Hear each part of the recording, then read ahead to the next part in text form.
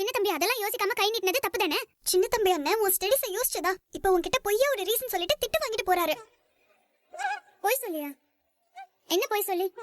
ஆமா துளசி, ஆக்சுவலா என்ன நடந்துச்சு தெரியுமா? உன் கிளாஸ் ரூம்ல ஒருத்த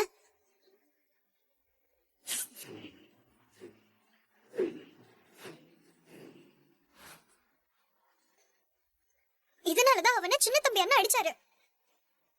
உனக்கு இந்த விஷயம் தெரியக்கூடாதுன்னு எல்லார்கிட்டயும் கெஞ்சி கேட்டுக்கிட்டாரு. அதனாலதான் யாருமே எதுவுமே சொல்லல. ஆனா சின்ன தம்பி அண்ணன் உன்கிட்ட திட்டு வாங்கிட்டு போனதை என்னால பார்க்க முடியல துளசி. அதான் நடந்த எல்லாத்தையும் உன்கிட்ட சொல்லிட்டேன். சின்ன தம்பி பாவம் துளசி.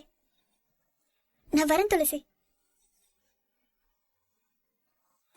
ஐயோ, அவசரப்பட்டு அவரை திட்டோமே. சரி, அவர்கிட்ட போய் சாரி கேட்போம்.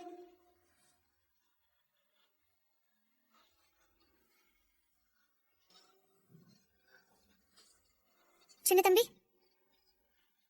சின்னம்மா, உட்காருங்க உட்காருங்க. இப்ப எதுக்கு இங்க வந்தீங்க?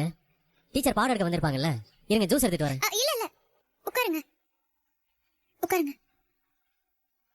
என்ன சின்னம்மா? சாரி சின்ன தம்பி. ஐயோ, என்ன சின்னம்மா நீங்க இப்ப எதுக்கு அதுவும் என்கிட்ட போய் சாரி கேக்குறீங்க?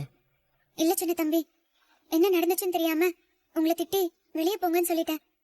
இப்பதான் அந்த பொண்ணு ரேவதி எல்லாத்தையும் சொன்னா.